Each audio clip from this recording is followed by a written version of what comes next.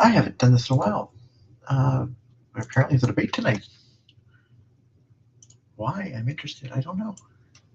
Oh, the topic of tonight's debate is going to be why either of the leading candidates would do a better job as president than myself. That is the... Being a little bit behind as usual. Hey! You just watch this live.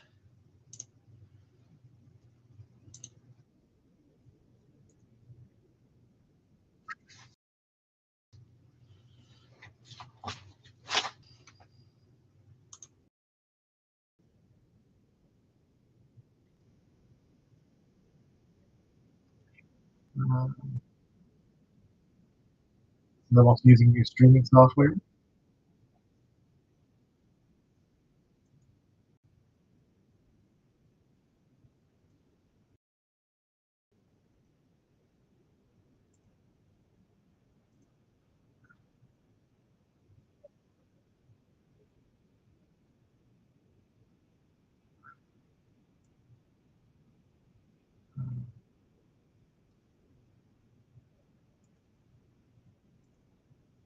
Are not permitted during the debate.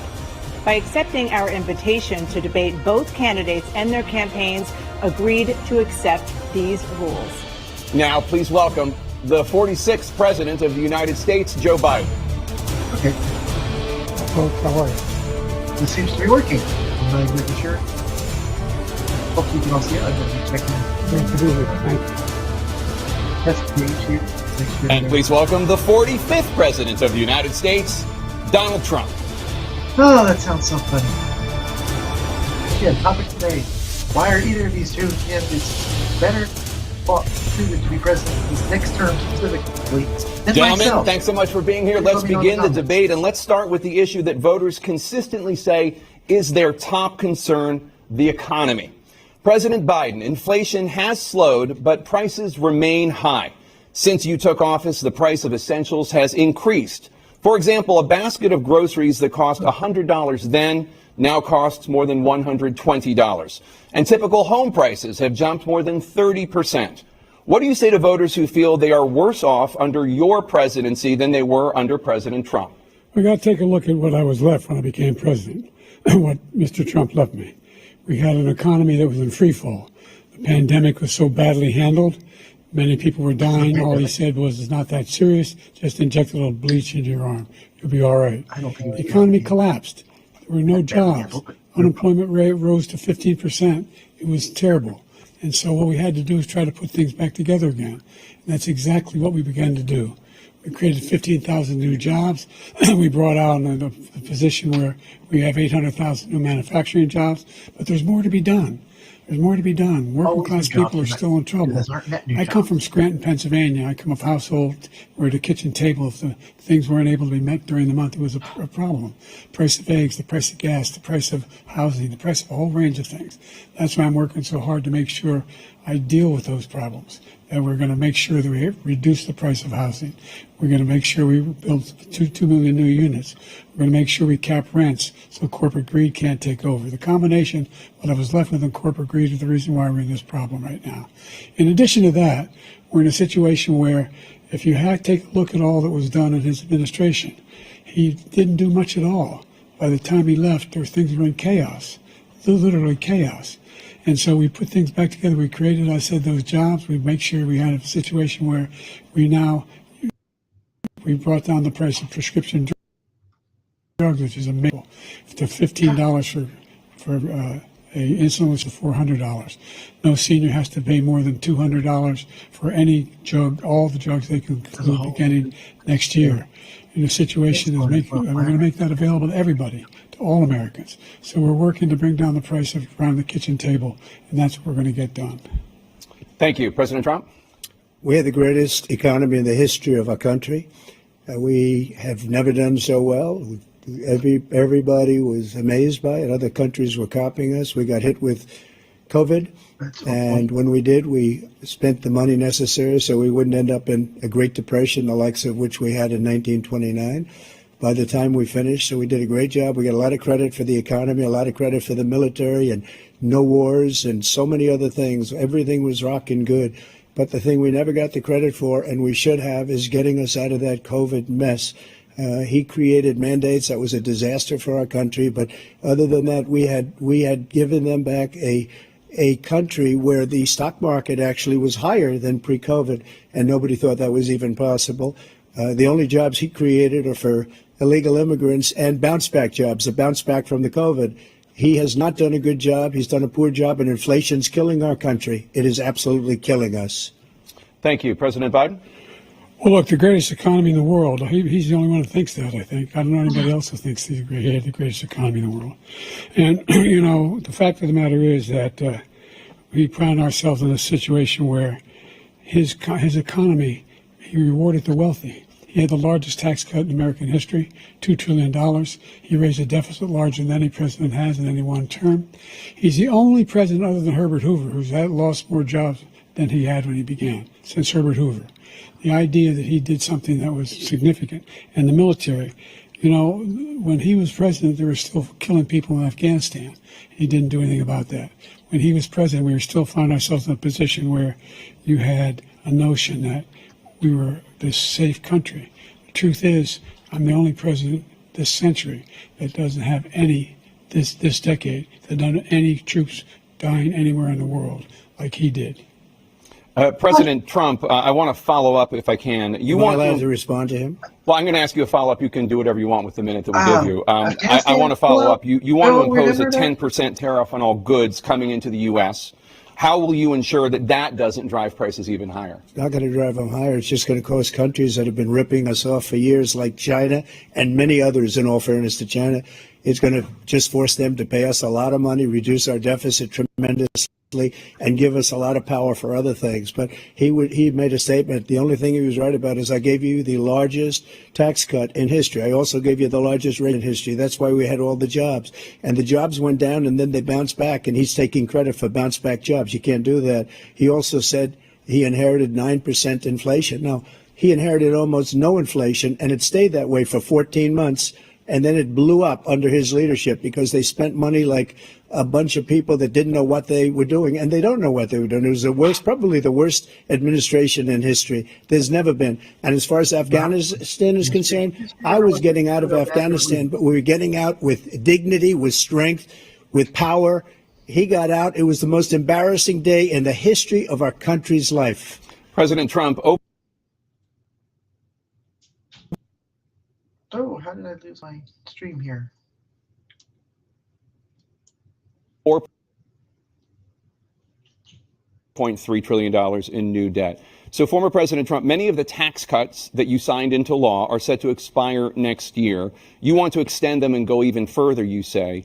With the U.S. facing trillion-dollar deficits and record debt, why should top earners and corporations pay even less in taxes than they do now? Because the tax cuts spurred the greatest economy that we've ever seen just prior to COVID. And even after COVID, it was so strong that we were able to get through COVID much better than just about any other country. But we spurred, that tax spurred. Now, when we cut the taxes, as an example, the corporate tax was cut down to 21% from 39%, plus beyond that. We took in more revenue with much less tax, and companies were bringing back trillions of dollars back into our country. The country was going like never before, and we were ready to start paying down debt. We were ready to start using the liquid gold right under our feet, the oil and gas right under our feet. We were going to have something that nobody else has had. We got hit with COVID. We did a lot to fix it. I gave him an unbelievable situation with all of the therapeutics and all of the things that we came up with. We gave him something great. Remember, more people died under his administration, even though we had largely fixed it. More people died under his administration than our administration, and we were right in the middle of it, something which a lot of people don't like to talk about. But he had far more people dying in his administration. He did the mandate, which is a disaster, mandating it. The vaccine went out. He did a mandate on the vaccine, which is the thing that people most objected to about the vaccine. And he did a very poor job, just a very poor job. And I will tell you, not only poor there, but throughout the entire world, we're no longer respected as a country. They don't respect our leadership. They don't respect the United States anymore. We're like a third world nation between weapons.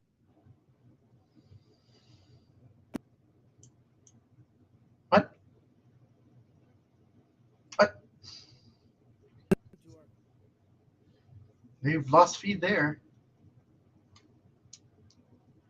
I'm going to look for a second source in the background, folks. All of the things he's done, we've become like a third world nation, and it's a shame. The damage he's done to our country, and I'd love to ask him, and will, why he allowed millions of people to come in here from prisons, jails, and mental institutions to come into our country and destroy our country. President Trump, we will get to immigration later in this block. President Biden, I want to give you an opportunity to respond to this question about the national debt. He had the largest national debt of any president in a 4-year period, number one. Number two, that $2 trillion tax cut benefited the very wealthy. What I'm going to do is fix the tax system. For example, we have 1,000 billionaires in America. And what's happening? They're in a situation where they, in fact, pay 8.2% in taxes. If they just paid 24%, 25%, either one of those numbers, they'd raise $500 billion, I should say, in a 10-year period. We'd be able to wipe out his debt. We'd be able to help make sure that all those things we need to do, child care, elder care, making sure that we continue to strengthen our health care system, making sure that we're able to make every single solitary person eligible for what I've been able to do with the with the COVID, with dealing with everything we have to do with, look, if we finally beat Medicare. Thank you, President Biden. President Trump? Well, he's right. He did beat Medicare. He beat it to death, and he's destroying Medicare because all of these people are coming in. They're putting them on Medicare. They're putting them on Social Security. They're going to destroy Social Security. This man is going to single-handedly destroy Social Security. These millions and millions of people coming in, they're trying to put them on Social Security. He will wipe out Social Security. He will wipe out Medicare. So he was right in the way he finished that sentence. And it's a shame. What's happened to our country in the last 4 years is not to be believed. Foreign countries, I'm friends with a lot of people, they cannot believe what happened to the United States of America. We're no longer respected. They don't like us. We give them everything they want, and they think we're stupid. They think we're very stupid people. What we're doing for other countries, and they do nothing for us. What this man has done is absolutely criminal. Thank you, President Trump. Dana? This is the first presidential election since the Supreme Court overturned Roe v. Wade. This morning, the court ruled on yet another abortion case, temporarily allowing emergency abortions to continue in Idaho, despite that state's restrictive ban. Former President Trump, you take credit for the decision to overturn Roe v. Wade, which returned the issue of abortion to the states. Correct. However, the federal government still plays a role in whether or not women have access to abortion pills. They're used in about 2/3 of all abortions. As president, would you block abortion medication? First of all, the Supreme Court just approved the abortion pill, and I agree with their decision to have done that, and I will not block it. And if you look at this whole question that you're asking, complex but not really complex. 51 years ago, you had Roe v. Wade, and everybody wanted to get it back to the states. Everybody, without exception. Democrats, Republicans, liberals, conservatives, everybody wanted it back. Religious leaders. And what I did is I put 3 great Supreme Court justices on the court, and they happened to vote in favor of killing Roe v. Wade and moving it back to the states. This is something that everybody wanted. Now, 10 years ago or so, they started talking about how many weeks and how many this is getting into other things. But every legal scholar throughout the world, the most respected, wanted it brought back to the states. I did that. Now the states are working it out. If you look at Ohio, it was a decision that was, an end result that was a little bit more liberal than you would have thought. Kansas, I would say the same thing. Texas is different. Florida is different. But they're all making their own decisions right now. And right now, the states control it. That's the vote of the people.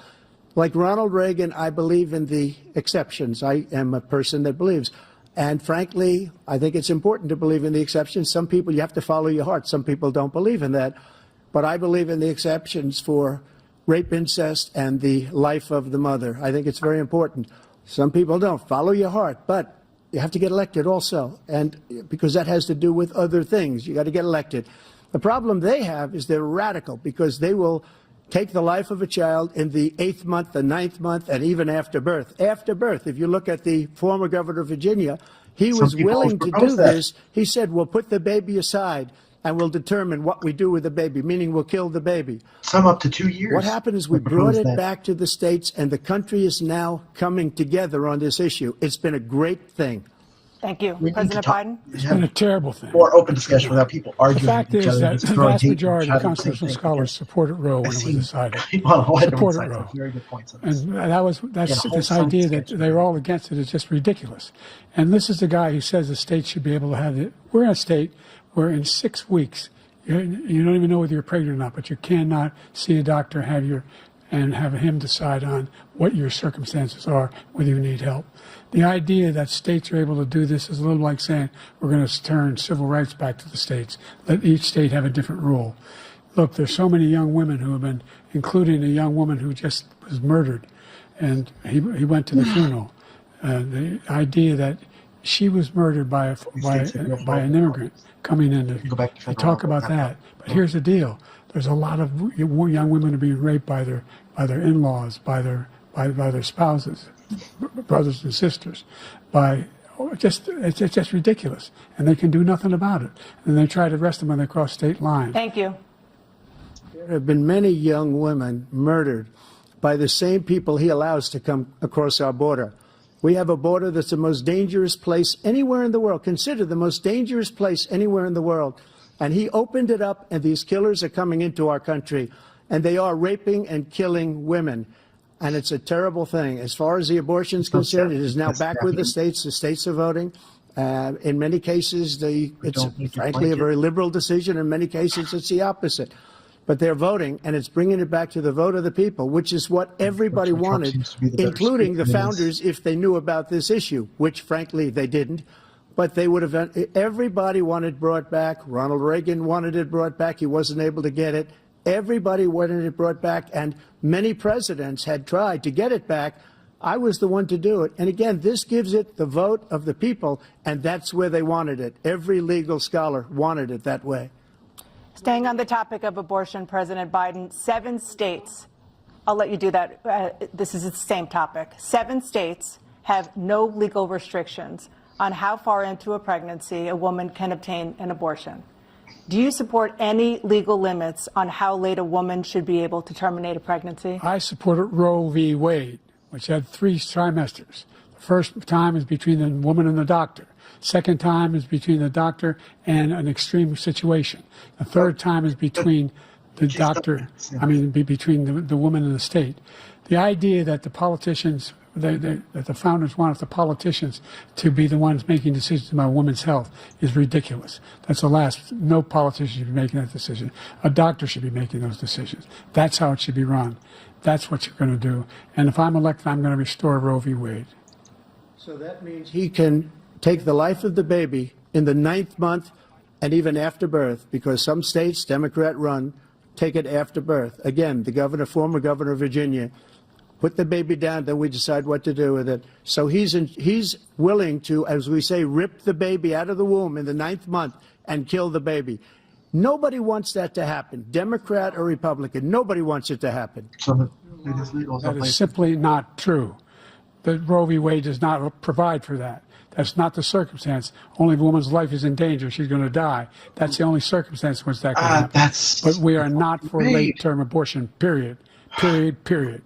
Under Roe v. Wade, you have late-term abortion. You can do whatever you want, depending on the state. You can do whatever you want. We don't think that's a good thing. We think it's a radical thing. We think the Democrats are the radicals, not the Republicans. For 51 years, that was the law. 51 years, constitutional scholarship said it was the right way to go. 51 years, and it was taken away because this guy put very conservative members on the Supreme Court. He takes credit for taking it away.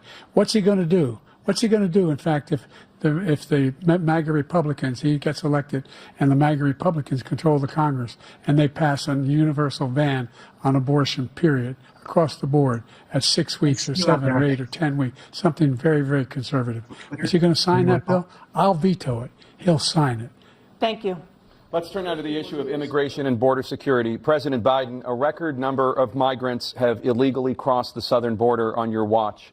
Overwhelming border states and overburdening cities such as New York and Chicago, and in some cases causing real safety and security concerns. Given that, why should voters trust you to solve this crisis? Because we worked very hard to get a bipartisan agreement that not only changed all of that, it made sure that we are in a situation where you had no circumstance where they could come across the border with the number of border police there are now. We significantly increased the number of asylum officers. By the way, the Border Patrol endorsed my position. In addition to that, we found ourselves in a situation where when he was president, he was separating babies from their mothers, putting them in cages, making sure the families were separated. That's not the right way to go. What I've done since I've changed the law, what's happened? I've changed it in a way that now you're in a situation where there are 40% fewer people coming across the border illegally. That's better than when he left office. And I'm going to continue to move until we get the total ban on the total initiative relative to what we can do with more Border Patrol and more asylum officers. President Trump? I really don't know what he said at the end of that sentence. I don't think he knows what he said either. Look, we had the safest border in the history of our country. The border, all he had to do was leave it. All he had to do was leave it. He decided to open up our border, open up our country to people that are from prisons, people that are from mental institutions, insane asylum, terrorists. We have the largest number of terrorists coming into our country right now, all terrorists, all over the world, not just in South America, all over the world. They come from the Middle East, everywhere. All over the world, they're pouring in. And this guy just left it open. And he didn't need legislation because I didn't have legislation. I said, close the border. We had the safest border in history. In the final couple of months of my presidency, we had, according to Border Patrol, who is great, and by the way, who endorsed me for president, but I won't say that, but they endorsed me for president. Brandon, just speak to him. But look, we had the safest border in history. Now we have the worst border in history. There's never been anything like it. And people are dying all over the place, including the people that are coming up in caravans. President Trump. President Biden? The only terrorist who across the border was one who came along and killed three, and his administration, killed an al-Qaeda person come in and his administration, killed three American soldiers. That's the only terrorist that's there. I'm not saying that no terrorist ever got through, but the idea they're emptying their prisons, we're welcoming these people, that's simply not true. There's no data to support what he said. Once again, he's exaggerating, he's lying. President Trump, staying on the topic of immigration, you've said that you're going to carry out, quote, the largest domestic deportation operation in American history, unquote. Does that mean that you will deport every undocumented immigrant in America, including those who have jobs, including those whose spouses are citizens, including those who have lived here for decades? And if so, how will you do it? Just 1 second. He said we killed 3 people.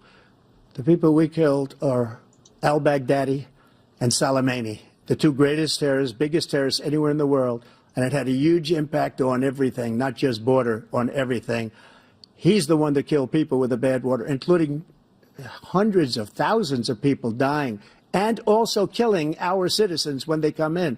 We are living right now in a rat's nest. They're killing our people in New York, in California, in every state in the union, because we don't have borders anymore. Every state is now a border. And because of his ridiculous, insane, and very stupid policies, people are coming in and they're killing our citizens at a level that we've never seen. We call it migrant crime.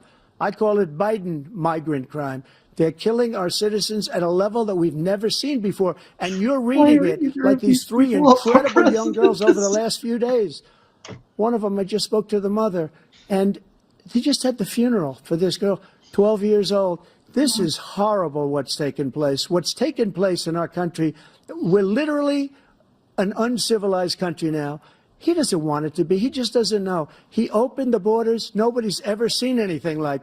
And we have to get a lot of these people out, and we have to get them out fast because they're going to destroy our country. Just take a look at where they're living.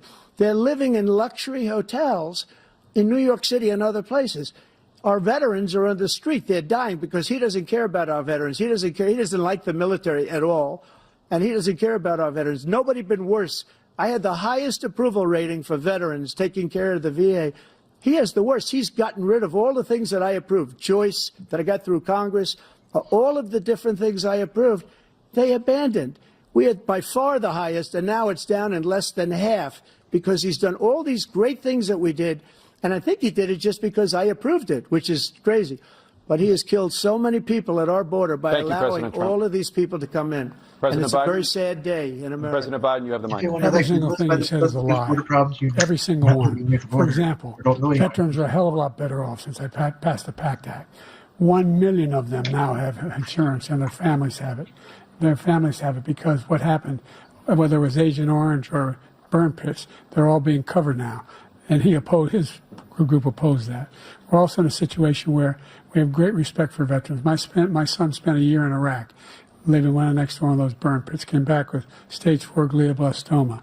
I was recently in France for D-Day, and I spoke all about those heroes that died.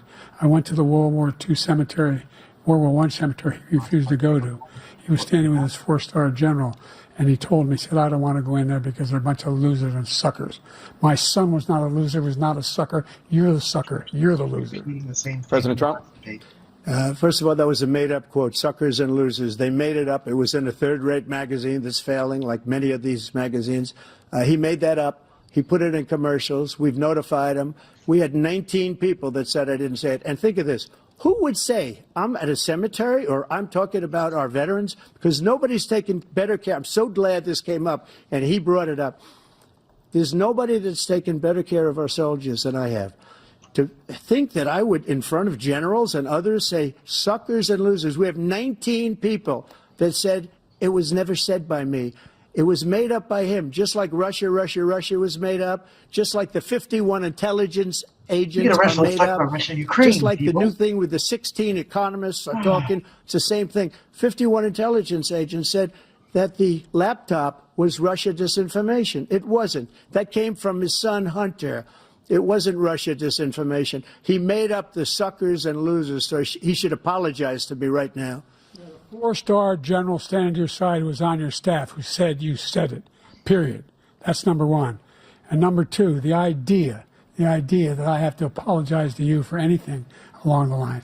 We've done more for veterans than any president has in American history. And they now are in their family. The only sacred obligation we have as a country is to care for our veterans when they come home and their families and equip them when they go to war. That's what we're doing. That's what the VA is doing now. They're doing more for veterans than ever before in our history. All right, thank you so much. Let's move to the topic of foreign policy. I want to begin with Russia's war against Ukraine, which is now in its 3rd year. Former President Trump, Russian President Vladimir Putin says he'll only end this war if Russia keeps the Ukrainian territory it has already claimed and Ukraine abandons its bid to join NATO. Are Putin's terms acceptable to you? First of all, our veterans and our soldiers can't stand this guy. They can't stand him. They think he's the worst commander-in-chief, if that's what you call him, that we've ever had. They can't stand him. So let's get that straight. And they like me more than just about any of them. And that's based on every single bit of information. As far as Russia and Ukraine, if we had a real president, the president that knew, that was respected by Putin, he would have never invaded Ukraine. A lot of people are dead right now, much more than people know. You know, they talk about numbers. You can double those numbers, maybe triple those numbers. He did nothing to stop it. In fact, I think he encouraged Russia from going in. I'll tell you what happened. He was so bad with Afghanistan. It was such a horrible embarrassment, most embarrassing moment in the history of our country, that when Putin watched that and he saw the incompetence, that he should have fired those generals, like I fired the one that you mentioned.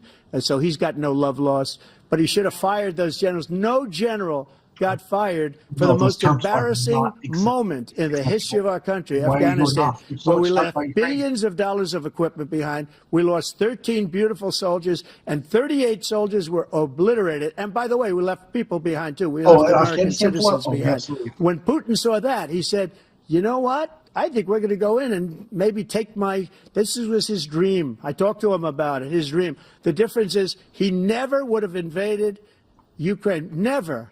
Just like Israel would have never been invaded in a million years by Hamas. You know why? Because Iran was broke with me. I wouldn't let anybody do business with them. They ran out of money. They were broke. They had no money for Hamas. They had no money for anything. No money for terror. That's why you had no terror at all during my administration. This place, the whole world is blowing up under him. President Biden? I've never heard so much malarkey in my whole part of life. that's true, The fact of the matter is that we're in a situation where, let's take the last point first. Iran attacked American troops, caused brain damage for a number of these troops, and he did nothing about it. Recently, not when he was president. There they attacked. He said they're just having headaches. That's all it is. He didn't do a thing when the attack took place, number one. Number two, we got over 100,000 Americans and others out of Afghanistan during that airlift. Number three, we found ourselves in a situation where, if you take a look at what Trump did in Ukraine, this guy told Trump, do whatever you want, and do whatever you want. And that's exactly what Trump did to Putin, encourage him, do whatever you want. And he went in. And listen to what he said when he went in. He was going to take Kyiv in 5 days, remember? Because it's part of the old Soviet Union. That's what he wanted to reestablish, Kyiv. And he, in fact, didn't do it at all. He wasn't able to get it done. And they've lost thousands and thousands of troops, 500,000 troops. President Trump, I if never come back said to you that. for 1 minute, I just want to go back to my original question, which is, are Putin's terms acceptable to you? Keeping the territory in Ukraine? No, they're not acceptable. But look, this is a war that never should have started. If we had a leader in this war, he led everybody along. He's given $200 billion now or more to Ukraine. He's given $200 billion. That's a lot of money. I don't think there's ever been anything like it. Every time that Zelensky comes to this country, he walks away with $60 billion. He's the greatest salesman ever. You don't understand. And I'm not knocking him. I'm not knocking anything. I'm only saying the money that we're spending on this war, and we shouldn't be spending, it should have never happened. I will have that war settled between Putin and Zelensky as president-elect before I take office on January 20th. I'll have that war settled. People being killed so needlessly, so stupidly, and I will get it settled, and I'll get it settled fast before I take office. President Biden, you have a minute. I do not. The fact is that Putin is a war criminal. He's killed thousands and thousands of people. And he has made one thing clear. He wants to reestablish what was part of the Soviet Empire, not just a piece. He wants all of Ukraine. That's what he wants. And then do you think he'll stop there? Do you think he'll stop when if he takes Ukraine? What do you think happens to Poland? What do you think of Belarus? What do you think happens to those NATO countries? And so if you want a war, you ought to find out what he's going to do, because if in fact he does what he says and walks away, and by the way, all that money we give Ukraine are from weapons we make here in the United States. We give them the weapons, not the money at this point. And our NATO allies have produced as much funding for Ukraine as we have. That's why we're strong. Thank you. Moving on to the Middle East. In October, Hamas attacked Israel, killing more than 1,000 people and taking hundreds of hostages. Among those held and thought to still be alive are 5 Americans. Israel's response has killed thousands of Palestinians and created a humanitarian crisis in Gaza. President Biden, you've put forward a proposal to resolve this conflict, but so far Hamas has not released the remaining hostages, and Israel is continuing its military offensive in Gaza. So what additional leverage will you use to get Hamas and Israel to end the war? You have 2 minutes. Number one, everyone from the United Nations Security Council straight through to the G7 to the Israelis and Netanyahu himself have endorsed the plan I put forward, which has 3 stages to it. The first stage is trade the hostages for a ceasefire. Second phase is a ceasefire with additional conditions. The third phase is the end of the war. The only one who wants the war to continue is Hamas, number one. They're the only ones standing out. We're still pushing hard to get them to accept. In the meantime, what's happened? In Israel, we're finding that the only thing I've denied Israel was 2,000-pound bombs. They don't work very well in populated areas. They kill a lot of innocent people. We're providing Israel with all the weapons they need and when they need them. And by the way, I'm the guy that organized the world against Iran when they had a full-blown intercontinental ballistic missile attack on Israel. No one was hurt. No one Israeli was accidentally killed, and it just stopped. Biggest producer of support for Israel of anyone in the world. And so they're two different things. Hamas cannot be allowed to be continued. We continue to send our experts and our intelligence people as to how they can get Hamas like we did bin Laden. You don't have to do it. And by the way, they've been greatly weakened, Hamas, greatly weakened, and they should be. They should be eliminated. But you've got to be careful for using certain weapons among population centers. Just going back to Ukraine for 1 second. We have an ocean separating us. The European nations together have spent $100 billion or maybe more than that, less than us. Why doesn't he call them and say, you got to put up your money like I did with NATO? I got them to put up hundreds of billions of dollars. The Secretary General of NATO said Trump did the most incredible job I've ever seen. They wouldn't have any. They were going out of business. We were spending almost 100% of the money was paid by us. Let me know. He didn't do that. He's getting all. You got to ask these people to put up the money. We're over $100 billion more spent, and it has a bigger impact on them because of location, because we have an ocean in between. You got to ask them. As far as Israel and Hamas, Israel's the one that wants to go. He said the only one that wants to keep going is Hamas. Actually, Israel is the one, and you should let him go and let him finish the job. He doesn't want to do it. He's become like a Palestinian, but they don't like him because he's a very bad Palestinian. He's a weak one. President Biden, you have a minute. I've never heard so much foolishness. This is a guy who wants to get out of NATO. You're going to stay in NATO? He's going to pull out of NATO. The idea that our strength lies in our alliances as well. It may be a big ocean, but we're ever able to avoid a war in Europe, a major war in Europe?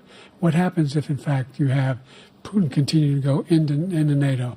We have an Article 5 agreement. Attack on one is attack on all. You want to start the nuclear war he keeps talking about, go ahead. Let Putin go in and control Ukraine and then move on to Poland and other places. See what happens then. He has no idea what the hell he's talking about.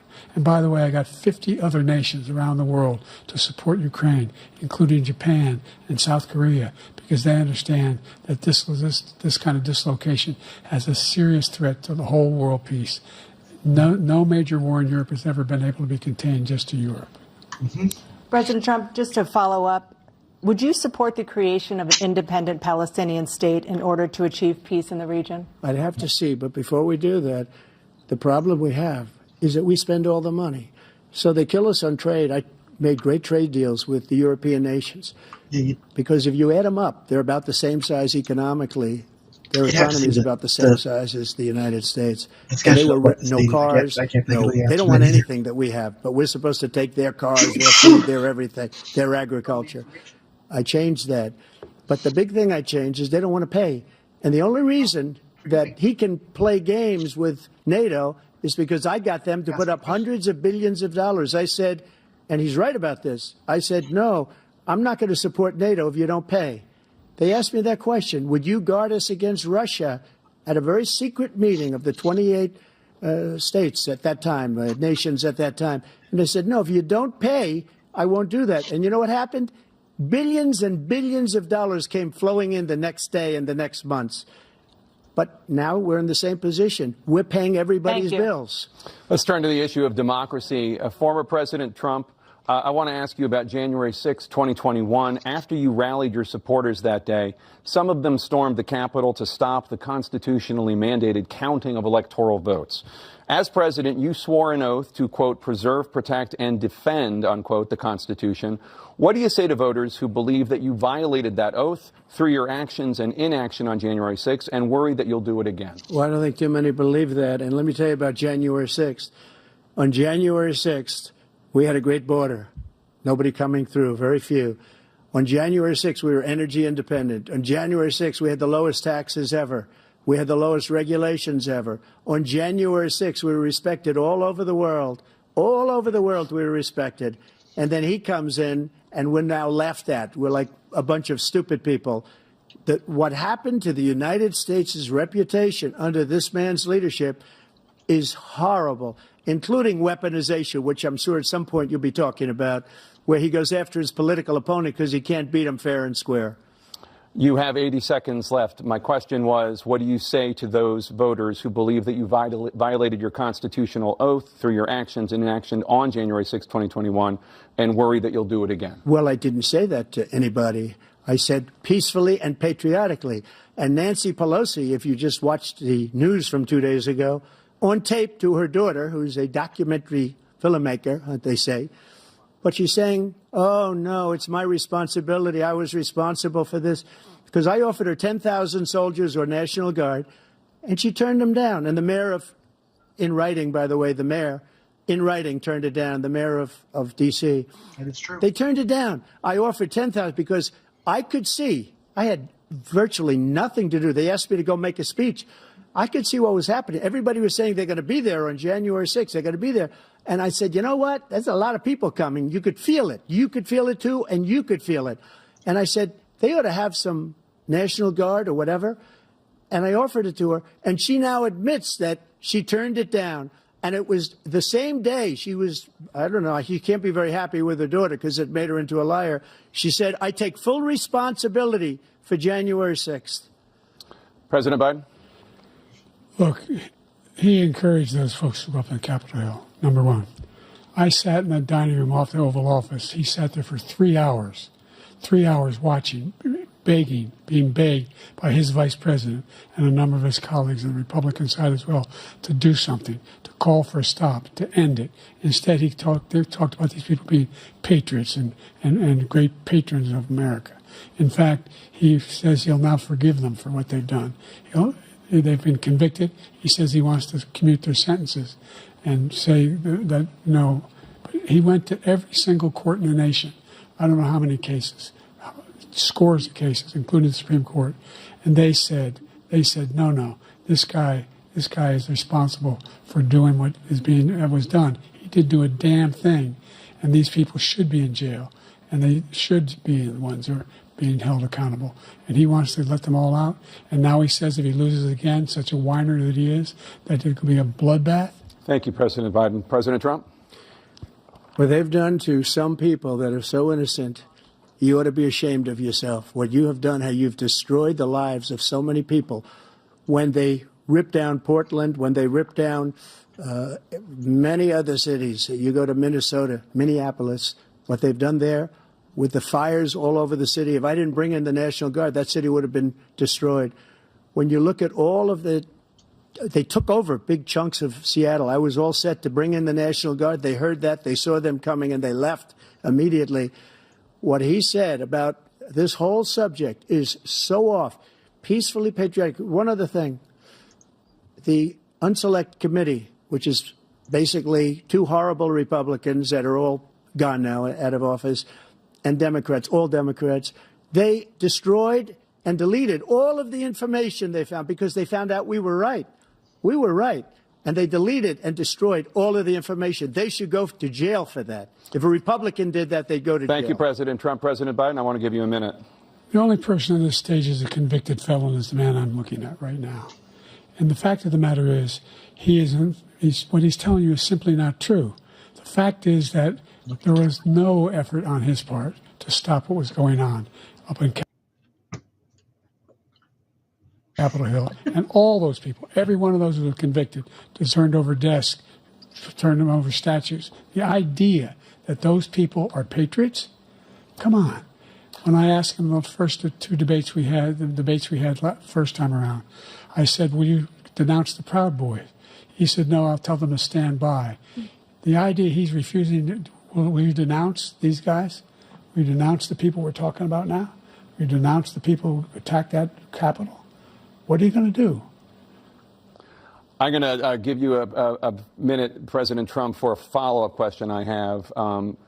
After a jury convicted you of 34 felonies last month, you said if reelected, you would, quote, have every right to go after, unquote, your political opponents. You just talked about members of the Select Committee on January 6th going to jail. Your main political opponent is standing on stage with you tonight. Can you clarify exactly what it means about you feeling you have every right to go after your political opponents? Well, I said my retribution is going to be success. We're going to make this country successful again, because right now it's a failing nation. My retribution is going to be success. But when he talks about a convicted felon, his son is a convicted felon at a very high level. His son is convicted, going to be convicted probably numerous other times. Should have been convicted before, but his Justice Department let the statute of limitations lapse on the most important things.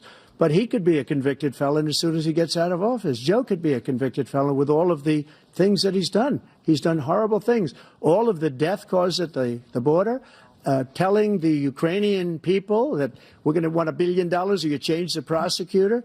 Otherwise, you're not getting $1 billion. If I ever said that, that's quid pro quo.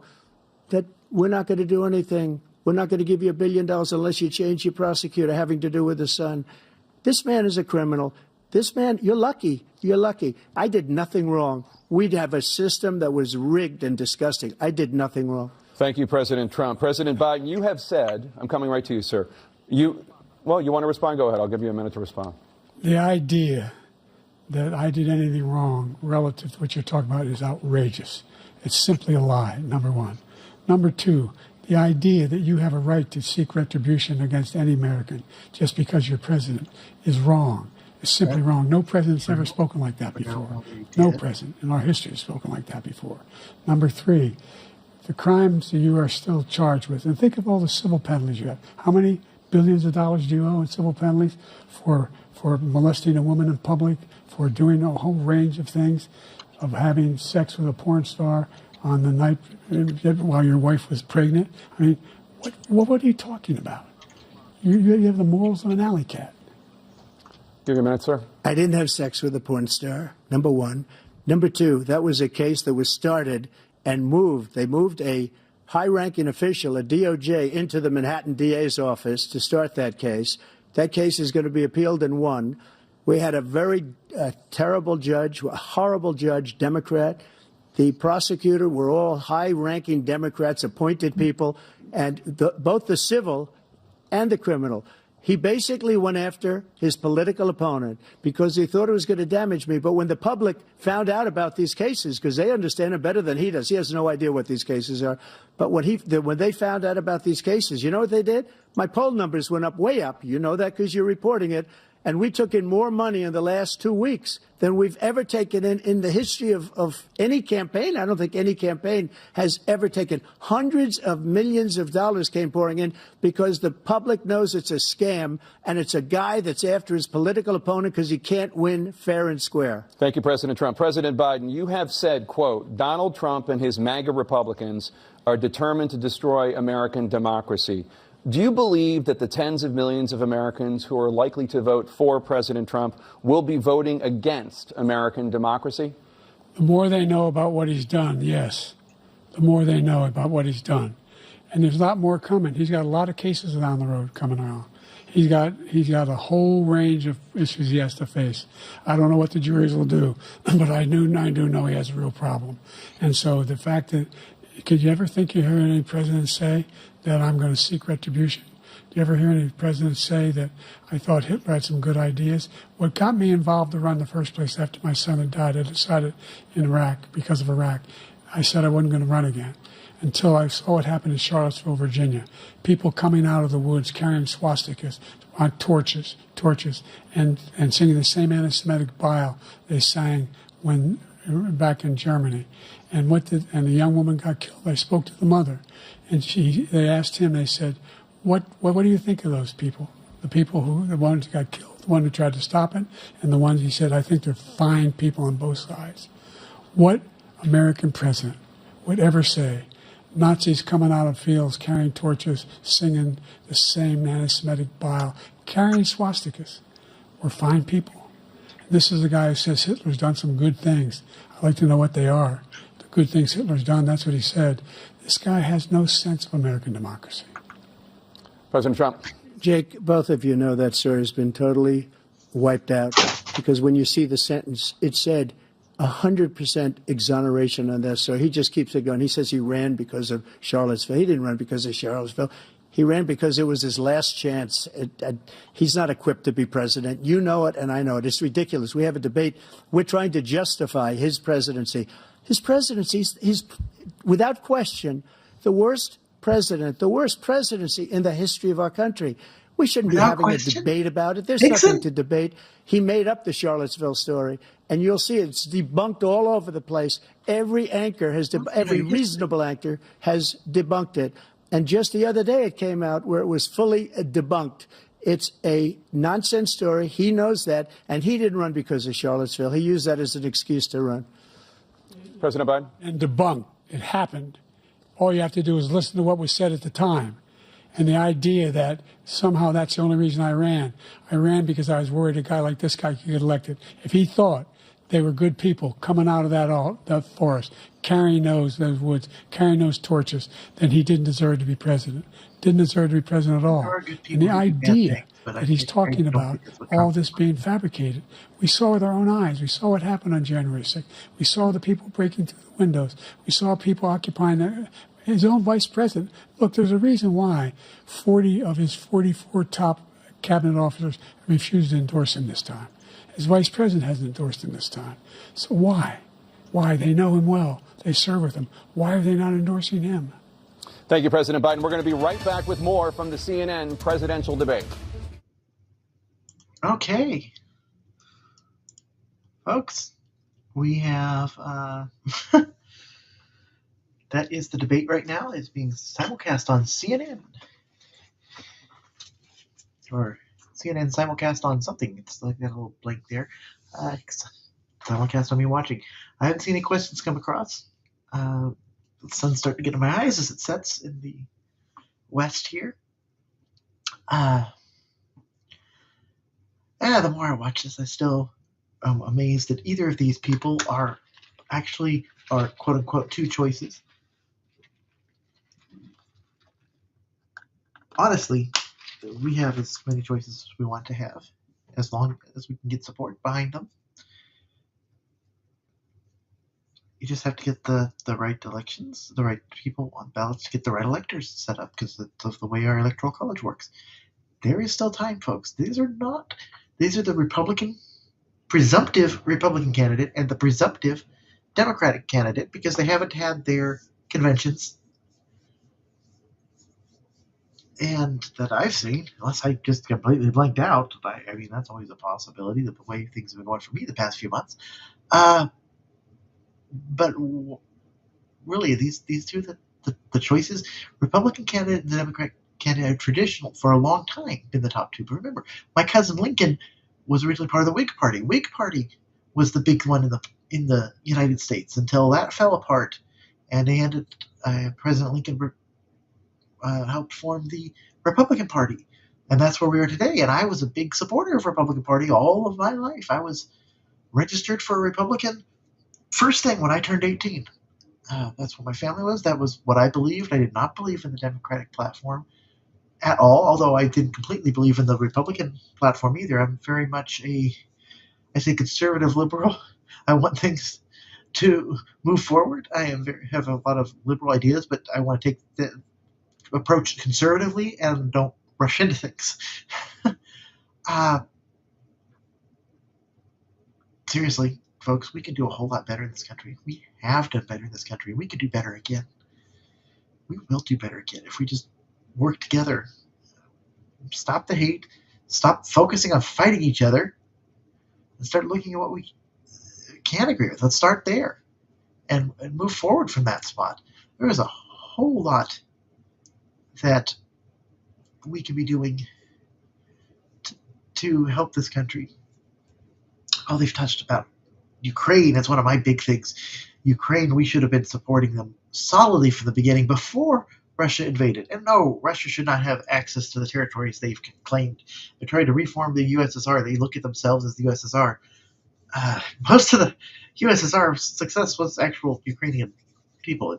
The way that the evils that Putin has been promoting, some of the stuff he's spouting has been horrible. You look at the stuff it's horrible. But then again, people in the Republican are actually parroting the same stuff that Putin does when it comes to gay people and trans people and stuff that's coming from Putin's mouth, and among other things, seems to be the same stuff that many of the Republican Partiers are spouting. And me learning about the truth about everything, or a whole lot more, and seeking for truth is I'm not really as tied to the Republican Party as I used to be. And they're getting ready to come back. They're starting to do some commentary. In your first terms, and you'd certainly face again in a second term. President Biden, here we go. While black right back to unemployment it. dropped to a Please record ask me low anything. under your presidency, black families still earn far less than white families. Black mothers are still 3 times more likely to die from pregnancy-related causes, and black Americans are imprisoned at 5 times the rate of white Americans. What do you say to black voters who are disappointed that you haven't made more progress? They acknowledge they made a lot of progress, number one. The fact of the matter is there's more small black businesses that have been started than any time in history. Number two, the wages of black unemployment is the lowest level it's been in a long, long time. Number three, we're providing housing for black Americans and dealing with the segregation that exists among these corporations that collude to keep people out of their houses. And in addition to that, we find that the impact on the choice that black families have to make relative to child care is incredibly difficult. When we did the first major piece of legislation in the past, I was able to reduce black child care costs. I cut them in half. We got to make sure we provide for child care costs. We got to make sure, because when you provide those child care protections, you increase economic growth because more people can be in the job market. So there's more to be done, considerably more to be done. But we've done a great deal so far, and I'm not letting up, and they know it. You have 49 seconds left. What do you say to black voters who are disappointed with the progress so far? I say I don't blame them for being disappointed. Inflation is still hurting them badly. For example, I provided for the idea that any black family, first-time home buyer, should get a $10,000 tax credit to be able to buy their first home so they can get started. I made sure that we're in a situation where all those black families and those black individuals who had to take out student loans that were ballooning, that if they were engaged in nursing, doctor, and anything having to do with volunteerism, if they paid their bills for 10 years on their student debt, all the rest was forgiven after 10 years. Millions have benefited from that. And we're going to do a whole lot more for black families. Thank you, President Trump. And he caused the inflation. He's blaming inflation, and he's right, it's been very bad. He caused the inflation, and it's killing black families and Hispanic families and just about everybody. It's killing people. They can't buy groceries anymore. They can't. You look at the cost of food where it's doubled and tripled and quadrupled. They can't live. They're not living anymore. He caused this inflation. I gave him a country with essentially no inflation. It was perfect. It was so good. All he had to do is leave it alone. He destroyed it with his Green New scam and all this money that's being thrown out the window. He caused inflation. As sure as you're sitting there, the fact is that his big kill on the black people is the millions of people that he's allowed to come in through the border. They're taking black jobs now. And it could be 18, it could be 19, and even 20 million people. They're taking black jobs, and they're taking Hispanic jobs, and you haven't seen it yet, but you're going to see something that's going to be the worst in our history. Thank you. President Biden? There was no inflation when I became president. You know why? The economy was flat on its back. 15% unemployment. He decimated the economy. Absolutely decimated the economy. COVID That's why there was decimated no the economy. inflation at the time. There were no jobs. Inflation is your policy. Definitely, we're causing inflation. Who are in both communities, including you really minority don't understand the communities. economics. We made sure that they have health insurance. We have covered. The ACA has increased. I made sure that they're $8,000 per person in a family get written off for health care. But this guy wants to eliminate that. They tried 50 times. He wants to get rid of the ACA again, and they're going to try again if they win. We find ourselves in a position where The idea that we're not doing any, we put more police on the street than any administration has. He wants to cut the cops. We're providing for equity and making sure people have a shot to make it.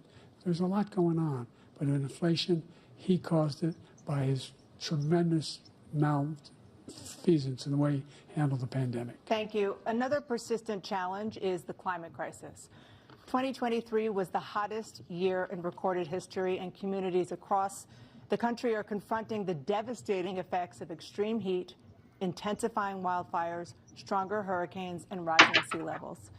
Former President Trump, you've vowed to end your opponent's climate initiatives, but will you take any action as president to slow the climate crisis? Well, let me just go back to what he said about the police, how close the police are to him. Almost every police group in the nation from every state is supporting Donald J. Trump. Almost every police group. What does that have and to what do he's with done to the that? black Because a lot of your population constituents is are, horrible, including the don't even want fact to that talk for about 10 weather. years he called them super predators. We can't, in the 1990s, we can't forget that. Super predators was his name, and he called it to them for 10, and they've taken great offense at it, and now they see it happening.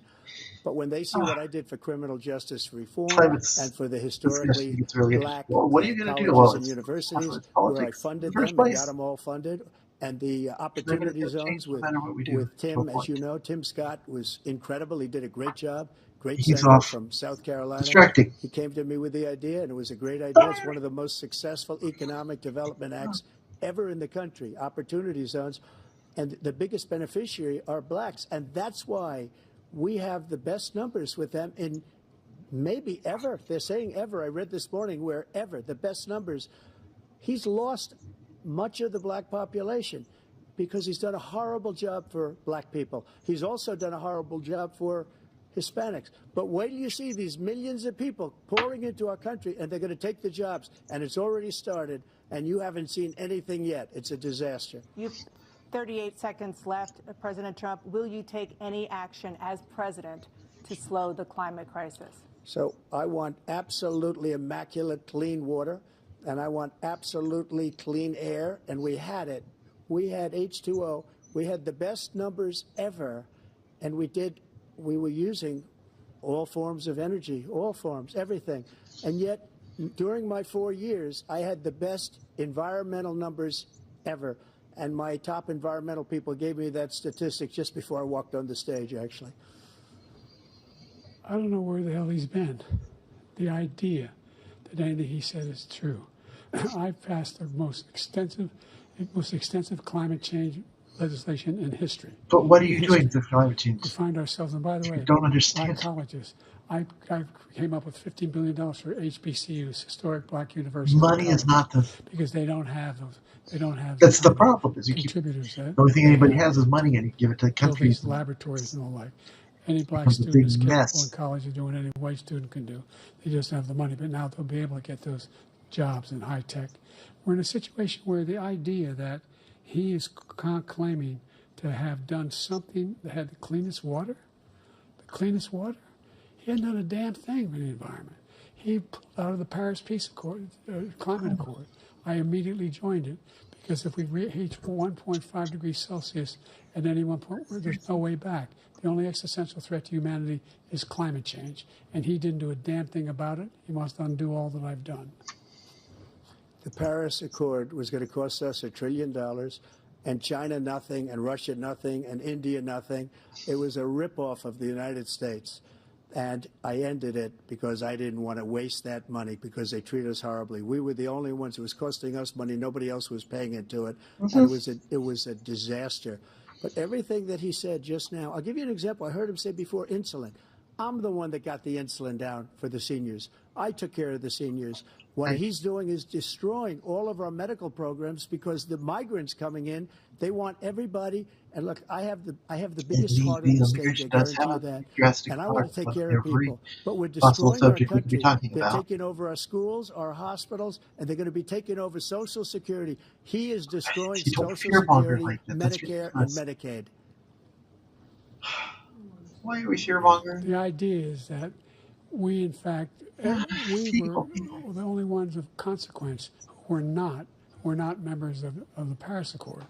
How can we do anything? We're not able to, the United States can't get its pollution under control. One of the largest polluters in the world, number one. We're making significant progress. By 2035, we will have cut pollution in half. We have made significant progress, and we're continuing to make progress. We set up a climate corps for thousands of young people will learn how to deal with climate, just like the Peace Corps. And we're moving in directions that are going to significantly change the elements of cause of pollution. But the idea that he claims that he has the biggest heart up here and he's really concerned about pollution and about climate, I've not seen any indication of that. And by the way, with regard to prescription drugs, one company agreed that they would reduce the price to $35, which I was calling for, one, voluntarily. I made sure every company in the world, every pharmaceutical company, cannot have to pay. Thank you. And by the way, so every day, millions of Americans struggle just to make ends meet. For many older Americans, Social Security provides a critical lifeline. President Biden, if nothing is done to Social Security, seniors will see their benefits cut in just over 10 years. Will you name tonight one specific step that you're willing to take to keep Social Security solvent? yes, make the very wealthy begin to pay their fair share. Right now, everybody making under $170,000 pays 6% of their income, of their paycheck, every single time they get a paycheck from the time of the first one they get when they're 18 years old. The idea that they're going to, I've been proposing that everybody, the millionaires pay 1%. So no one I would not raise the cost of Social Security for anybody under $400,000. After that, I began to make the wealthy begin to pay their fair share by increasing from 1% beyond to be able to guarantee the program for life. So you still have 82 seconds left. Are there any other measures that you think that would be able to help keep Social Security solvent, or is that one enough? Well, no, that one enough will keep it solvent. But the biggest thing I'll do if we defeat this man, because he wants to get rid of Social Security. He thinks there's plenty to cut in Social Security. He's wanting to cut Social Security and Medicare, both times. And and if you look at the program put forward by the House Republican caucus that I believe supports, is in fact want to cut it as well. The idea that we don't need to protect our seniors is ridiculous. And by the way, the American public has greater health care coverage today than ever before. And on the ACA, as I said, you're in a circumstance where 400,000 people, 40 million people would not have insurance because they have a pre-existing condition. The only thing that allows them to have that insurance is the fact that they, in fact, are part of the ACA. And by the way, the other thing is, we're in a situation where I talk about education for black communities. I've raised the amount of money for Pell Grants by another $8,000. So anybody making under $70,000 a year is going to be able to get $15,000 toward their tuition. He just doesn't know what he's talking about. Thank you, President Biden. President Trump. So I've dealt with politicians all my life. I've been on this side of the equation for the last 8 years. I've never seen anybody lie like this guy. He lies. I've never seen it. He could look you in the face. About so many other things too. I'm looking at him. And we mentioned the laptop. We mentioned Russia, Ukraine. Had trouble. Everything he does is a lie. It's misinformation and disinformation. The losers and suckers story that he made up is a total lie on the military. It's a disgrace. But Social Security, he's destroying it because millions of people are pouring into our country, and they're putting them onto Social Security. They're putting them onto Medicare, Medicaid. They're putting them in our hospitals. They're taking the place of our citizens. What they're doing to the VA, to our veterans, is unbelievable. Our veterans are living in the street, and these people are living in luxury hotels. He doesn't know what he's doing, and it's really coming back. I've never seen such anger in our country before. President Biden? The idea that veterans are not being taken care of, I told you before. And by the way, when I said suckers and losers, he acknowledged after that he fired that general. That general got fired because he's the one that acknowledged that that's what he said. He was the one standing with Trump when he said it, number one. Number two, the idea that we're going to be in a situation where all these millions and millions, the way he talks about it, illegal aliens are coming into the country and taking away our jobs. There's a reason why we have the fastest growing economy in the world, the reason why we have the most successful economy in the world. We're doing better than any other nation in the world. And by the way, those 15 Nobel laureates he talked about being phony, those 15 Nobel laureates, economists, they all said that if Trump is reelected, we're likely to have a recession and inflation is going to increase and go up. And by the way, worst president in history, 159 presidential scholars voted him the worst president in the history of the United States of America. President Biden, thank you so much. Let's turn to the cost of child care, which many American families struggle to afford. President Trump, both you and President Biden have tried to address this issue, but the average cost of child care in this country has risen to more than $11,000 a year per child. For many families, the cost of child care for 2 children is more than their rent. In your second term, what would you do to make child care more affordable? Just to go back, the general got fired because he was no good. And if he said that, that's why he made it up. But we have 19 people that said I didn't say it, and they're very highly respected, much more so than him. The other thing child care is a very good subject to be on. He doesn't fire people. He never fired people. Child care, fix the subsidized child care system. He was no good. I fired a lot of I've worked people with subsidized at the child FBI, care. drained the swamp. I've worked for an agency that did subsidized child They paid a care. price for it, but they were no good. I inherited these. It doesn't work. I didn't put Tommy there. He was no good. Correctly. I fired him Because this guy hasn't fired anybody. He never fires. They create a revolving door where, oh yeah, we'll just jump you off of it. Well, you can't afford to get your job, you lose your job, so you're back on child care again. Horror show, the most embarrassing moment in the history of our country. He didn't fire. Did you fire anybody? Did you fire anybody that's on the border that's allowed us to have the worst border in the history of the world? Did anybody get fired for affordability child care? 18 million people? That's a subject I can talk quite a bit about. Many from mental institutions. Did you fire anybody that allowed our country to be destroyed? Joe, our country is being destroyed as you and I sit up here and waste a lot of time on this debate. This shouldn't be a debate. He is the worst president. He just said about me because I said. Yeah, but you aren't the answer. He's the worst president in regardless. The history of our country. He's destroyed our country. Now all of a sudden he's trying to get a little tough on the border. I voted for you the first time. A nothing deal, and it reduced it a little bit. I thought you were the best choice. Much. It's of insignificant. The two. He wants open borders. He wants our country to either be destroyed or he wants to pick up those people as voters. And I don't think we just can't let it happen. We can do better. If he wins this election, our country doesn't have a chance, not even a chance. I think of coming out of this. I'm worried that if either of you win this election, election, we we don't don't have a country left anymore. That's how bad it is. He is the worst for different in history reasons by far. Thank you, President Trump. President Biden? We're the most admired country in the world. We're the United States of America. There's nothing beyond our capacity. We have the finest military in the history of the world. The finest in the history of the world. True. No one thinks we're weak. Top 3 of the 5. To screw around with us. Nobody. 4 of the 5. Number 1. Largest Number 2, air forces. The idea that we're talking about worst presidents. I wasn't joking. Look it up or go online.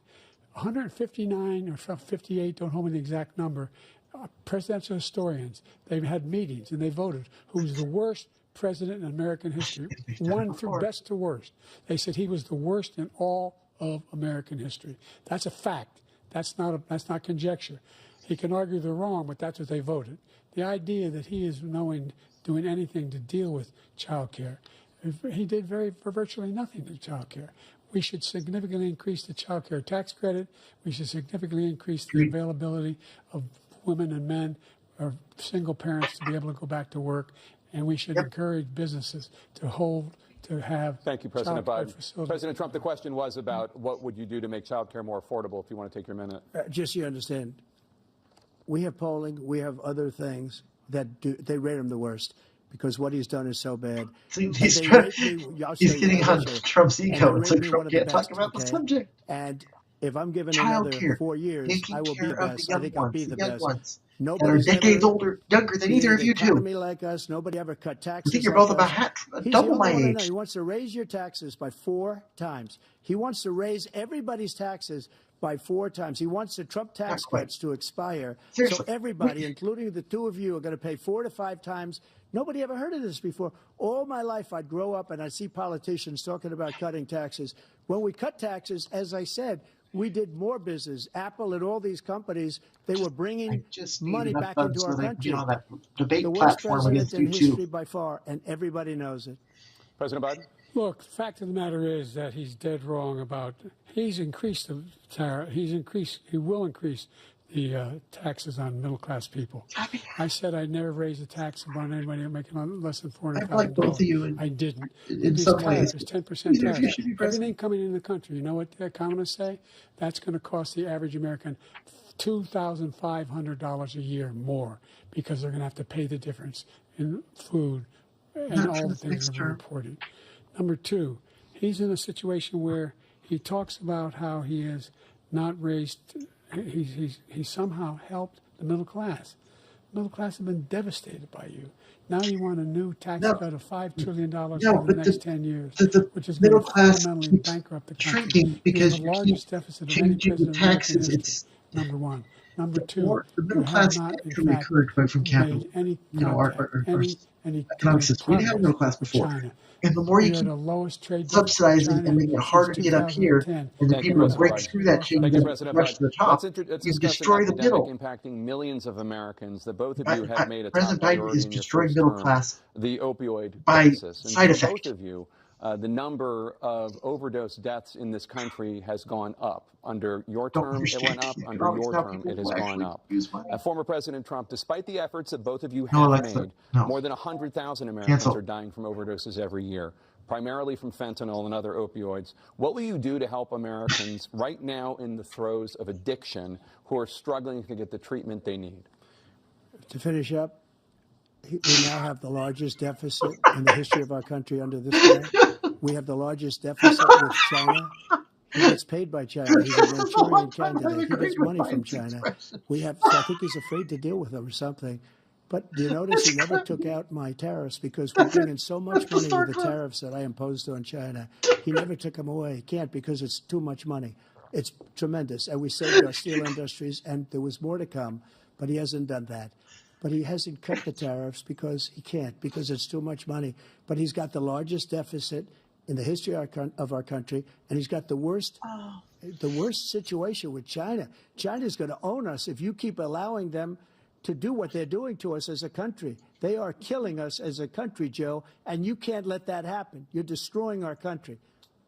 So, President Trump, you have 67 seconds left. The question was, what are you going to do to help Americans in the throes of addiction right now who are struggling to get the treatment they need?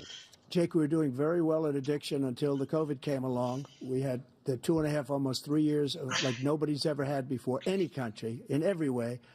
And then we had to get tough. And it was the drugs pouring across the border it started to increase. We got great equipment. We bought the certain dog that's the most incredible thing that you've ever seen, the way they can spot it. We did a lot, and we were getting very low numbers, very, very low numbers. Then he came along. The numbers, have you seen the numbers now? It's not only the 18 million people that I believe is even low because the gotaways, they don't even talk about gotaways.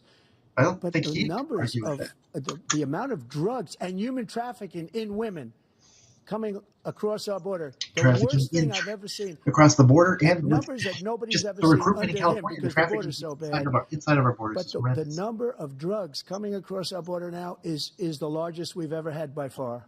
President Trump, thank you. President Biden. We have our own slave Fentanyl trade. and byproducts fentanyl went down for a while. And I wanted to make sure we use the machinery that can detect fentanyl. Those big machines that roll over everything that comes across the border. And it costs a lot of money. That was part of this deal we put together, this bipartisan deal. More fentanyl machines, more be able to detect drugs, more numbers of agents, more numbers of all the people at the border. And when we had that deal done, he called his Republican colleagues and said, don't do it. It's going to hurt me politically. No, he never argued it's not a good bill. It's a really good bill. We need those machines. We need those machines. And we're coming down very hard in every country in Asia in terms of precursors for fentanyl. And Mexico is working with us to make sure they don't have the technology to be able to put it together. That's what we have to do. We need those machines. Thank you, President Biden. President Trump, and again, the question is about Americans in the throes of addiction right now struggling to get the treatment they need. Well, this does pertain to it. He ended Remain in Mexico. He ended catch and release. I made it catch and release in Mexico, not catch and release here. We had so many things that we had done, hard negotiations with Mexico, and I got it all for nothing. It's just like when you have a hostage. We always pay $6 billion for a hostage. Every time we say it's a hostage. Now we have a hostage, a Wall Street Journal reporter. I think, a good guy.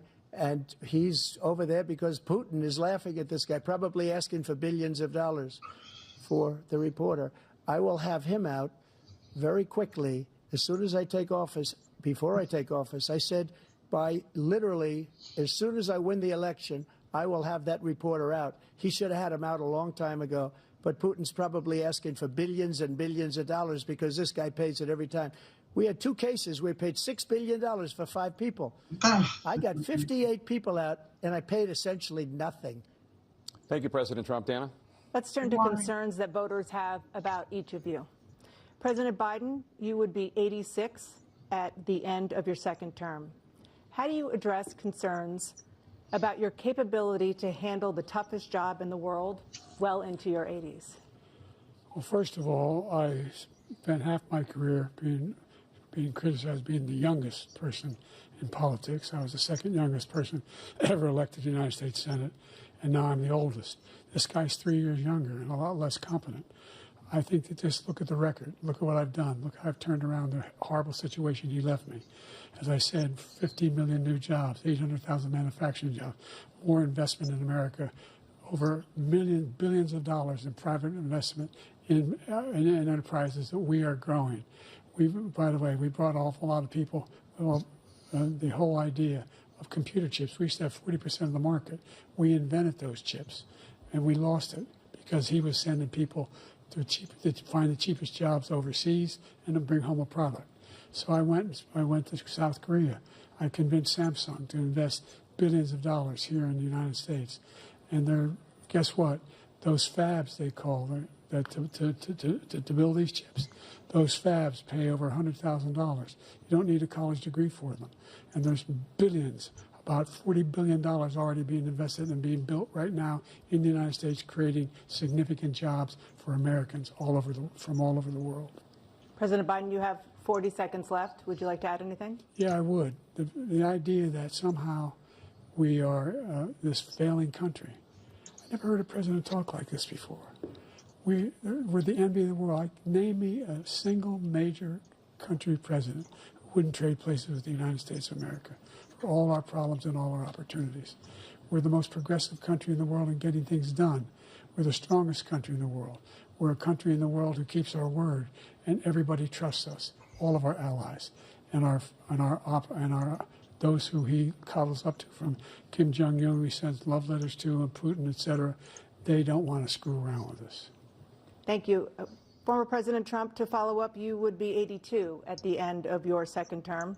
What do you say to voters who have concerns about your capabilities to serve? Well, I took 2 tests, cognitive tests. I aced them, both of them, as you know. We made it public. He took none. I'd like to see him take one, just one, a real easy one. Like go through the first 5 questions. He couldn't do it. But I took 2 cognitive tests. I took physical exams every year. And, we knock on wood wherever we may have wood, that I'm in very good health. I just won 2 club championships, not even senior, 2 regular club championships. To do that, you have to be quite smart, and you have to be able to hit the ball a long way. And I do it. He doesn't do it. He can't hit a ball 50 yards. He challenged me to a golf match. He can't hit a ball 50 yards. I think I'm in very good shape. I feel that I'm as in good a shape as I was 25, 30 years ago. Actually, I'm probably a little bit lighter, but I'm in as good a shape as I was years ago. I feel very good. I feel the same. But I was willing to take a cognitive test. And you know what? If I didn't do well, I aced them. Dr. Ronnie Jackson, who's a great guy when he was White House doctor. And then I took another one, a similar one. And one of them, they'd never seen anybody ace him. Thank you. President Biden? You can see he is 6'5" and only 223 pounds, or 235 pounds. Well, you said 6'4", 200. Well, anyway, anyway, just take a look at what he says he is and take a look at what he is. Look, I'd be happy to have a driving contest with him. I got my handicap, which when I was vice president, down to a 6. But by the way, I told you before, I'm happy to play golf if you carry your own bag. Think you can do it? That's the biggest lie. He's a 6 handicap of all. I was an 8 handicap. Yeah. 8. Never. But I had, how many? I've seen you swing. I know you swing. But Let's let's not act like children. President Trump, we're going to 21 turn Let's not act like children. Arguing over their golf specific now. concerns I had to, sorry, that spaced voters have out. about They you. lost me for a moment. Will you pledge tonight that once all legal challenges have been exhausted, that you will accept the results of this election, regardless of who wins, and you will say right now that political violence in any form is unacceptable? Well, I shouldn't have to say that, but of course I believe that. It's totally unacceptable. And if you would see my statements that I made on Twitter at the time, and also my statement that I made in the Rose Garden, you would say it's one of the strongest statements you've ever seen. In addition to the speech I made in front of, I believe, the largest crowd I've ever spoken to, and I will tell you, nobody ever talks about that. They talk about a relatively small number of people that went to the Capitol, and in many cases were ushered in by the police. And as Nancy Pelosi said, it was her responsibility, not mine. She said that loud and clear. But the answer is, if the election is fair, free, and I want that more than anybody. And I'll tell you something.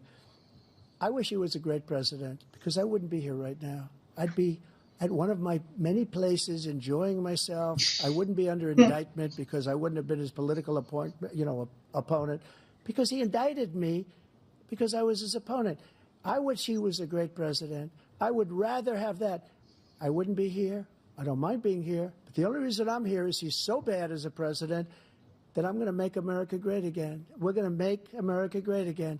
We're a failing nation right now. We're a seriously failing nation. And we're a failing nation because of him. His policies are so bad. His military policies are insane. They're insane. These are wars that will never end with him. He will drive us into World War III, and we're closer to World War III than anybody can imagine. We are very, very close to World War III, and he's driving us there. And Kim Jong-un and President Xi of China, Kim Jong-un of North Korea, all of these, Putin, they don't respect him. They don't fear him. They have nothing going with this gentleman, and he's going to drive us into World War III. Want a World War III. People.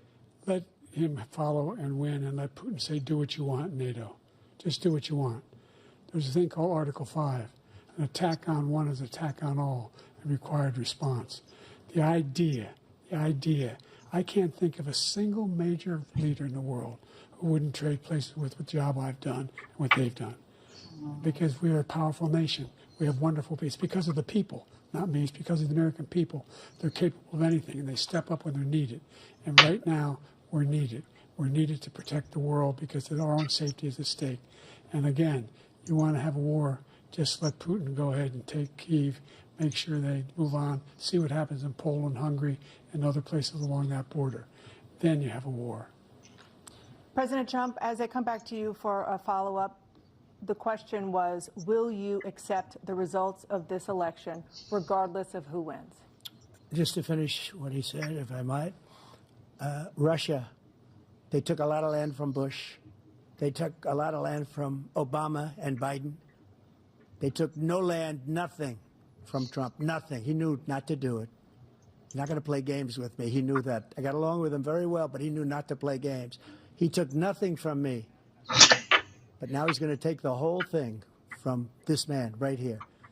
That's a war that should have never started. It would have never started, ever, with me. And he's going to take Ukraine. And, you know, you asked me a question before, would you do this with? He's got us in such a bad position right now with Ukraine and Russia, because Ukraine's not winning that war. He said, I will never settle until such time. They're running out of people. They're running out of soldiers. They've lost so many people. It's so sad. They've lost so many people, and they've lost those gorgeous cities with the golden domes that are 1,000 years old, all because of him and stupid decisions. Russia would have never attacked if I were President president. Trump, the question was, will you accept the results of the election, regardless of who wins? Yes or no, please. If it's a fair and legal and good election, absolutely. I would have much rather accepted these, but the fraud and everything else was ridiculous. And if you want, we'll have a news conference on it in a week, or we'll have another one of these in a week.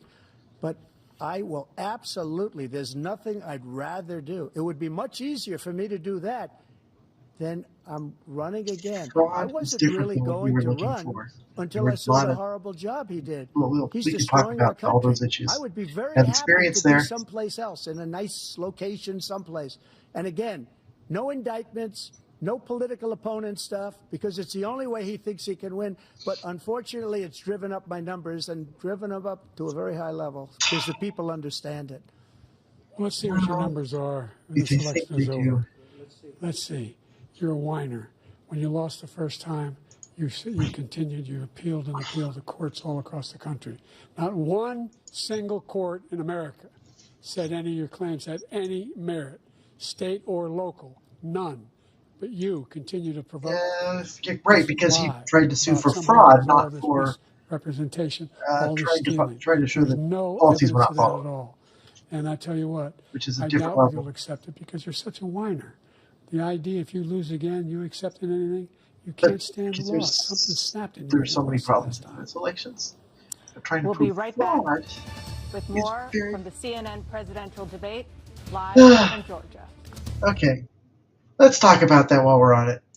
Trying to prove fraud is very, very difficult. Okay, to prove fraud, you have to prove cause and who did it, and their motivation, all sorts of things. They didn't have evidence of fraud. They might have been able to get evidence of fraud, but no, the way Trump had his lawyers going after fraud. What we did see, policies not being followed, protocols not being followed, various failures, people manipulating things in certain cities, very almost mob type tactics in some cases. We saw a lot of that, but that wasn't what his lawyers and stuff went after. I've worked elections. I've worked on election systems. I worked was setting up a bunch of touchscreen systems for the contractor at the time. That system that is now the Dominion voting system, I was working on it back in the day, back in the recall elections of when here in California, when Governor Schwarzenegger was elected. I did that.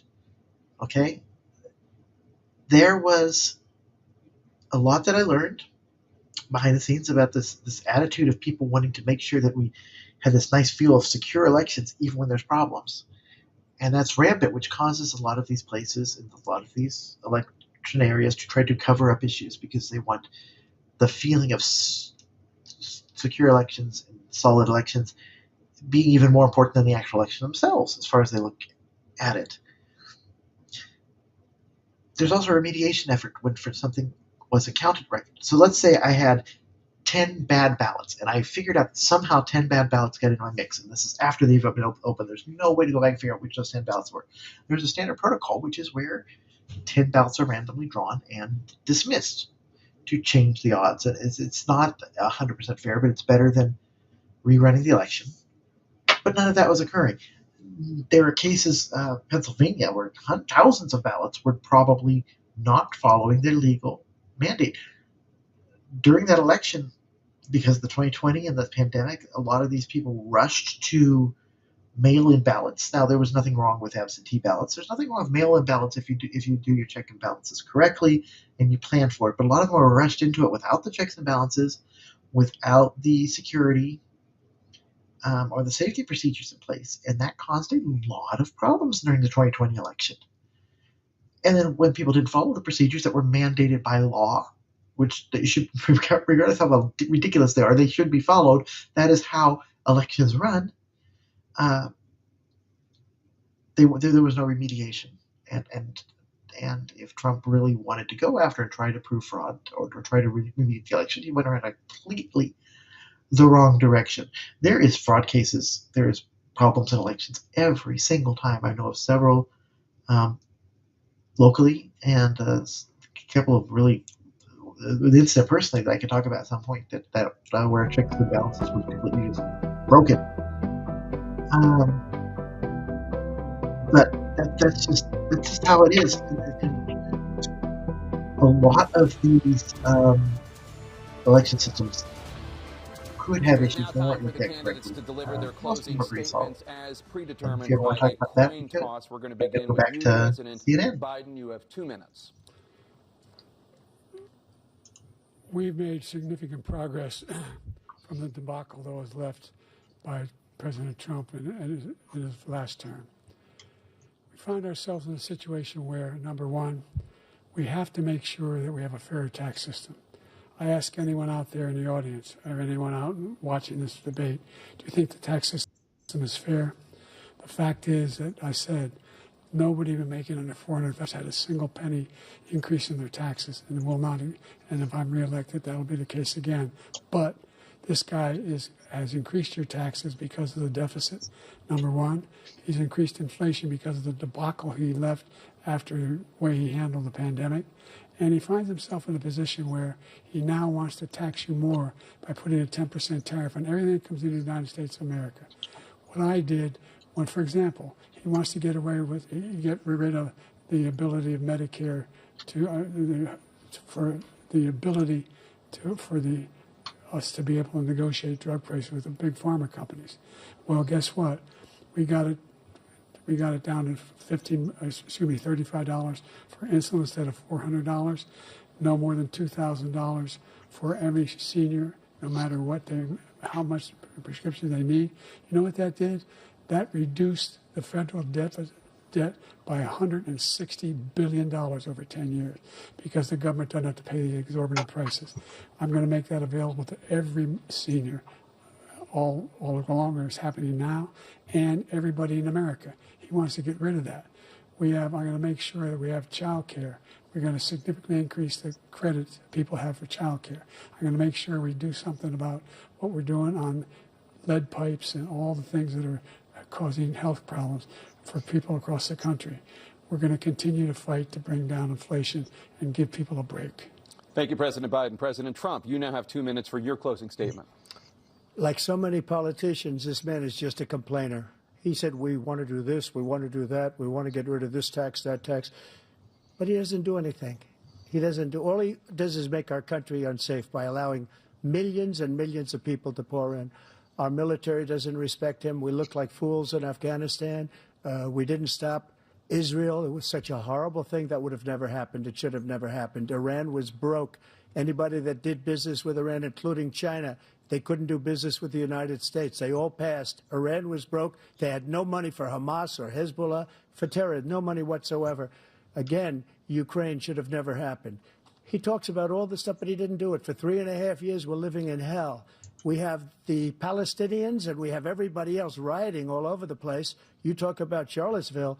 This is 100 times Charlottesville, 1,000 times. The whole country is exploding because of you, because they don't respect you, and they have to respect their president, and they don't respect you throughout the world. What we did was incredible. We rebuilt the military. We got the largest tax cut in history, the largest regulation cut in history. The reason he's got jobs is because I cut the regulations that gave jobs, but he's putting a lot of those regulations back on. All of the things that we've done, nobody's never seen anything like. Even from a medical standpoint, right to try, where we can try space-age materials instead of going to Asia or going to Europe and trying to get when you're terminally ill. Now you can go and you can get something. You sign a document. They've been trying to get it for 42 years. But you know what we did for the military was incredible. Choice for our soldiers, where our soldiers, instead of waiting for 3 months to see a doctor, can go out and get themselves fixed up and readied up and take care of themselves, and they're living. And that's why I had the highest approval rating in the history of the VA. So all of these things, we're in a failing nation, but it's not going to be failing anymore. We're going to make it great again. Thank you, former President Trump. President Biden, stay with us because we have full something or other coverage. Stay with us, yeah. And thanks to whoever's stream I was using. I'm not even sure how that was set up, but that's okay. We're going to go back.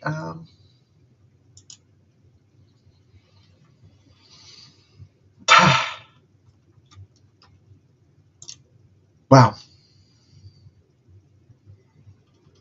It was embedded, I think, for USA Today. I haven't seen any questions come across. Either they're not filtering through or Let me know. I wish they were. What, shoot. There is so much we could talk about here. We could talk about, we've talked about elections. We could talk about different ways the country is going, fighting. We could talk about economics.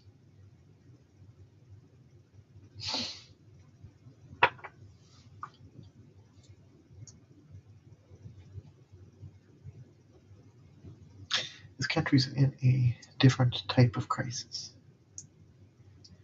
We've been in a financial crisis. We're not in a major one now. We have problems with inflation. We've got a lot of people out of work. We've got a lot of people having all sorts of different issues. We're not in a huge crisis of that nature right now. We could send a lot of people to war. We're not in that situation at the moment. Threats there. We have a very strong Air Force, Navy to defend this country. China, we didn't even get into China in this debate and the stuff that they're doing with their tanks and things that they're looking at doing. Russia is a problem for most of the world, not necessarily us. But we're in a crisis. We're in a crisis of ourselves. We're in a crisis of fighting ourselves. People have been using divisive tactics for a long time to pit us against each other. I remember after 9/11 and other crises that we've suddenly, been able to put all that aside. It doesn't usually last because people like to pit us against each other. Fear is a very powerful thing. It's a very powerful motivator. And if we can demonize the other side, whatever side we're on or think we're on, and demonize other groups, we leave that open to manipulation, or we can manipulate others. That's what a lot of this is. That's what we find of the anti-trans groups, anti-LGBT groups, these hate groups of various kinds. That's what they're doing. I find the same thing among environmentalists. We've got environmental problems. We should protect our environment. But they'll use anything or a little bit of a problem, expand it, and use that to manipulate people through hate against each other. We're doing the same thing with race. Any demographic group. Meanwhile, we do have a border issue and an immigration issue. We've created ourselves a new low class that's just off the radar because they're not citizens. You think we've got middle class problems? No, it's our lower class. You're only looking at middle, lower, and upper class of the people who are legally here. You can include the people who are not, and that's hiding behind the below the line. You got a whole different situation.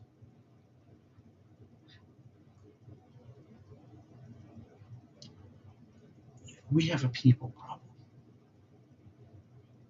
We have a problem with being honest with each other. We have a problem with tribalism. Tribalism, what I mean is that we get so much into this, I talked about the trying to demonize the others. But we're trying to be right ourselves in our own group. We are the right ones. Doesn't matter what it is. I have relatives who look at it. They don't really look at the issue. They just, is it on their side? Well, then they're for it. And if it's not on their side, well, they're against it. How many people are like that in this country? Are you like that? How can we move forward when we want to hate ourselves, hate each other? Let's stop. Let's talk about the issues. Let's talk about things that are on our minds that are bothering us. We can do great things in this country. And it's not about demonizing other groups. It's not about radically changing our foundation, because we have a very solid roots in a lot of ways. Perfect? No, nobody's perfect. My favorite things in the Constitution, one of them, right off the top of that, the preamble, We hold these truths to be self-evident. I'm sorry. That's yeah. Well, that's the Declaration of Independence. We hold these truths to be self-evident that all men are created equal, etc. That's one of my big things. No, what I was going to is Constitution preamble. We the people of the United States, in order to form a more perfect union. Well, just run by that phrase all the time. More perfect.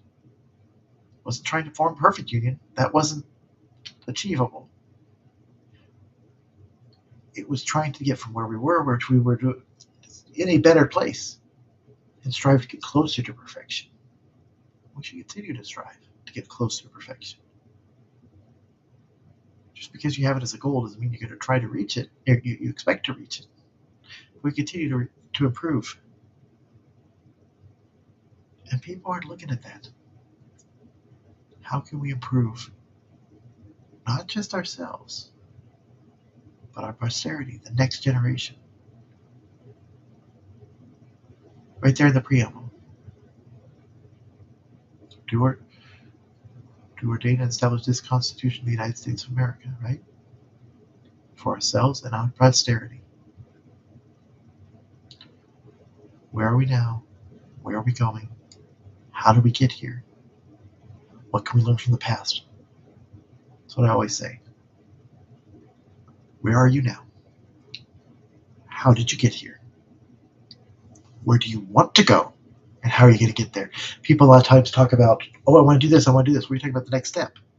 If you don't understand what their destination is, they could be leading you right off a cliff and just making the next couple of steps look right. A lot of times we fight over because we're only looking at the next steps, even though we all have the same destination. We're just trying to get different ways to get there. Other times, in other subjects, we're all taking the same step, but really want to go in different directions. That's why I don't understand politics in not talking about their destination. They talk about problems. They talk about now. They don't even do a very good job about that. They talk about, oh, I'm going to want to do this. Okay. Where are you going? Where are you leading us? We need leaders to lead us and tell us where you want to get and how you're going to get there. You want to know how to know good ways to do it? You look at the past. You learn from the past. You learn what worked and what didn't. Sometimes we did things that worked and then stopped working. Sometimes we did things that have never worked and keep trying it over and over again. Literally, the definition of stupidity. But no matter what, take an area. Where do we want to go to? How do we want to get there? You know what I'd like to do? I'd like to lead us in peace. I'd like to lead us toward being better to each other, being strong, and learning truth. Let's talk about it. We can do better in this country in all areas. We can do better in this country for other countries and people around the world. The President of the United States is supposed to be a leader of this country and thereby be an example and help others where we can in other countries. But take care of us here first. We need a leader. And the problem is, regardless of what their past is, regardless of what they've been able to do in the past, good or bad, regardless of the history, neither of these men seem to be filling that role of leader. And nobody has the guts to stop and say, wait a second. How do we stop this? Oh, we talk about problems. We joke about it. But because we're so us versus them, no one's got the guts to stop and say neither. And actually do something about it. Let's figure out a way to do that. Contact me. Ask me questions. Visit my website. Is this my year? Should I just keep talking? Or should I put things into action? There is time for action before the general election. Not a lot. Got a couple of months. But there is time. Let me know. ShouldJenniRun.com. We can do better.